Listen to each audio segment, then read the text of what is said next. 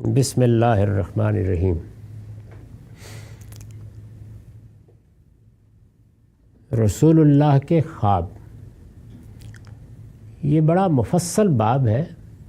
میں اس میں سے چند روایتوں کا درس دوں گا اور اس سے در حقیقت اس چیز کو مؤکد کرنا مقصود ہے جو پچھلے معاملات میں زیر بحث رہی، جو پیشین گوئیاں رسول اللہ صلی اللہ علیہ وسلم نے کی ہیں یا اپنے بعد میں آنے والے حالات بتائے ہیں یا قیامت کی علامتیں بتائی ہیں۔ میں نے عرض کیا ہے کہ سارے دین کے ذخیرے کو تدبر کے ساتھ دیکھنے کے بعد یہ واضح ہو جاتا ہے کہ رسول اللہ صلی اللہ علیہ وسلم کو یا پیغمبروں کو اس طرح کے اخبار جو آگے کے متعلق ہیں وہ اخبار کے طور پر نہیں دیے جاتے بلکہ دکھایا جاتا ہے، یعنی مشاہدات کرائے جاتے ہیں۔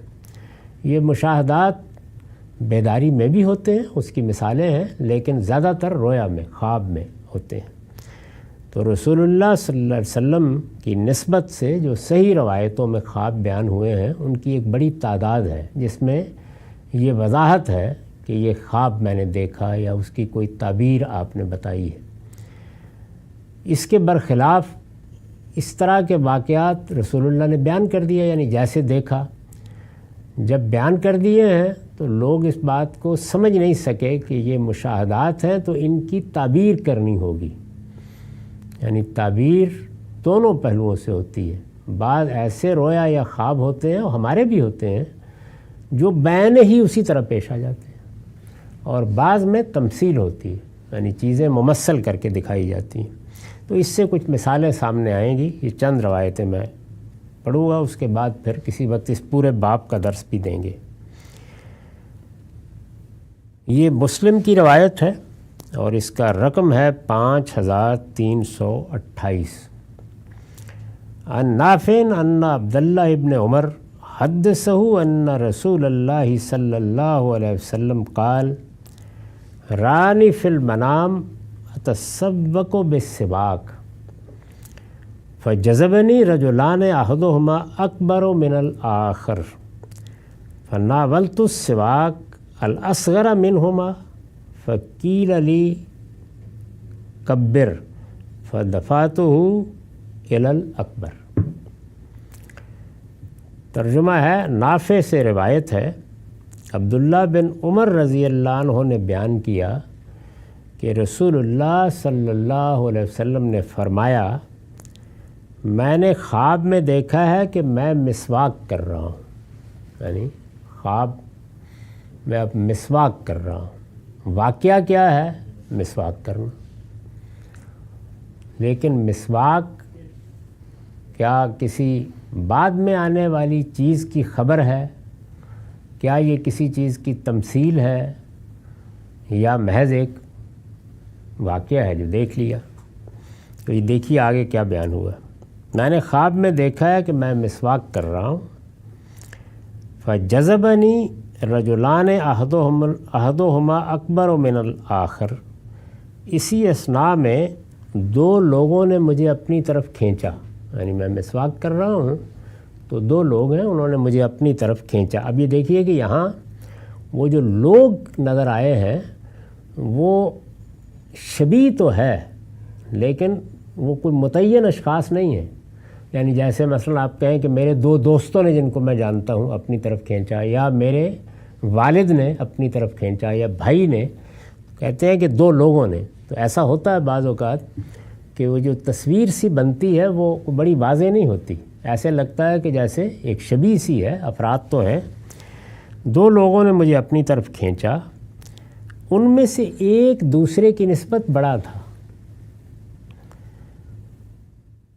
پھر کیا ہوا؟ پھر میں نے ان میں سے چھوٹے کو مسواک دی، یعنی دو تھے، ایک بڑا تھا ایک چھوٹا تھا۔ تو رسول اللہ نے بیان فرمایا کہ میں نے بڑے کی بجائے، کھینچ دونوں رہے ہیں، تو چھوٹے کو میں نے مسواک دی۔ تو مجھ سے کہا گیا، یعنی آواز آئی، بڑے کو دو۔ فدفعتہ الی الاکبر، چنانچہ میں نے بڑے کو دے دی۔ تو یہ اب رسول اللہ صلی اللہ علیہ وسلم نے ایک اپنا رویا سنایا ہے۔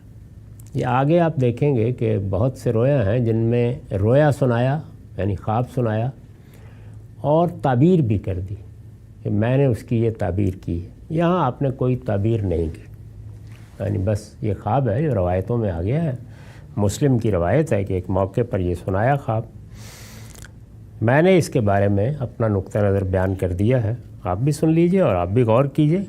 مقصد صرف اس طرح کی روایتوں کو بیان کرنے کا یہ ہے کہ پیغمبروں کے ساتھ ایسے معاملات کس طرح ہوتے ہیں، یعنی ہر وقت وہ وہی نہیں آتی جو قرآن میں ہم پڑھتے ہیں، بلکہ بہت سے واقعات ایسے ہی دکھا دیے جاتے ہیں اور ان کی ایک تعبیر ہوتی ہے۔ یہ جو سب سے بڑا رویا ہے جو رسول اللہ کو دکھایا گیا، جس میں یروشلم کا سفر رات رات میں رویا کے عالم میں ہوا، قرآن نے خود بتا دیا کہ رویا تھا، تو وہ کیا تھا؟ وہ تمثیل تھی اس بات کی کہ جو اللہ تعالیٰ نے ابراہیم کے بعد دو قوموں کے ساتھ وعدہ کیا تھا، یعنی ایک ابراہیم کی وہ نسل جو اسحاق سے ہوئی اور دوسری اسماعیل سے، دونوں کی امانت اب قیامت تک کے لیے آپ کے سپرد کر دی گئی ہے۔ تو یہ تمثیل تھی، لیکن یہ کہ اس کو اس طریقے سے دکھایا گیا وہ خود قرآن سے بالکل واضح ہو جاتا ہے۔ تو یہ میں نے اس پر لکھا ہے، یہ غالباً، اب دیکھیے مسواک کیا چیز ہے، مسواک سے آپ تطہیر کرتے ہیں، یعنی صفائی کرتے ہیں۔ یہ غالباً اس بات کی تمثیل تھی کہ رسول اللہ تمثیل تھی کہ رسول اللہ صلی اللہ علیہ وسلم کی دعوت کے نتیجے میں جو امت مسلمہ وجود میں آئی ہے، ظاہر دعوت دی آپ نے، لوگ ایمان لے آئے تو ایک امت وجود میں آئی، اس کی تطہیر کی ضرورت پڑے گی آپ کے بعد، یعنی جو لوگ ایمان لے آئیں گے بہت بڑی تعداد میں، تو جیسے ہم صفائی کرتے ہیں اس کی تطہیر کی ضرورت پڑے گی۔ اس کی تطہیر آپ کی وفات کے بعد آپ کے دونوں قریبی ساتھیوں میں سے بڑے کے ذریعے سے ہوگی، یعنی اور ایسا ہی ہوا، یعنی جیسے ہی رسول اللہ دنیا سے رخصت ہوئے تو ارتداد کا اور مانعین زکوٰۃ کا ایک طوفانی فتنہ پیدا ہوا، اور ایسے معلوم ہوا کہ جیسے ساری بساط ہی الٹ گئی ہے۔